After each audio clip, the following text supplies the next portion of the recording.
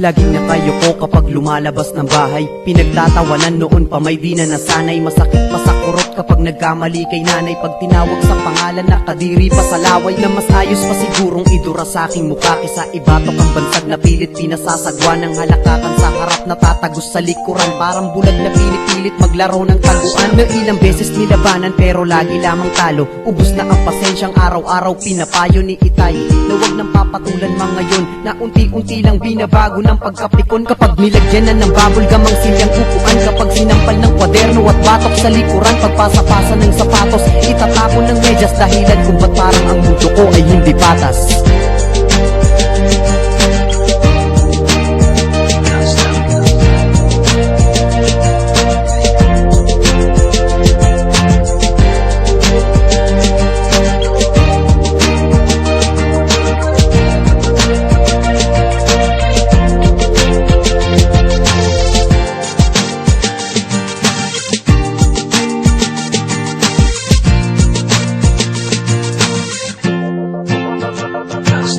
Iiwas ko na lang kaysa bitiwan ng sapak. Sa panga na maigaganti ko lang ng pag-iyak. Na halos di namamalayang naiiwan ng maga.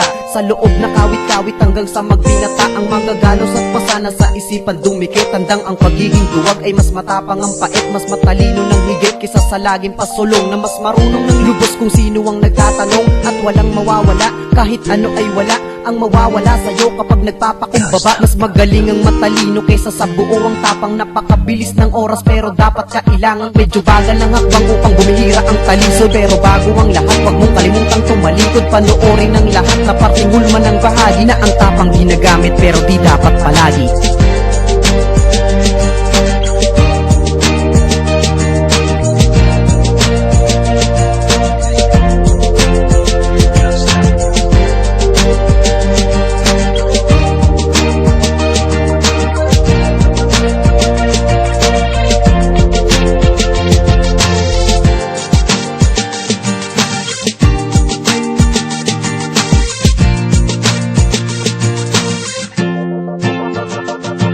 Di mo kailangang hamunin ng suntukan ng hahamon o bumasag ng mukha gamit ang asero mong baon upang sukatin ng tapang at tibay ng iyong loob. Na tumakot ng iba na sumalo na yung bugbog. Kasi hindi sa suntok mo magdaraan ng paraan. Konting-konti lang ang bilang ng nasa iyong harapan. Mas marami sa likod, parami ng parami. Nag-umpisa sa kanya, naging sila, naging kami. Ito ang punto na kahit kailan may di mo nakikita. Na ang taas di lang tapang ang sungkit para makuha. Kasi dapat na unahin na isipin ng iba. Kasi ang tanging tagapuri ay mga mata nila. Imbis suntok, bakit di mo subukang makipagkamay? Imbis sumali, bakit di ka gumitna at sumaway?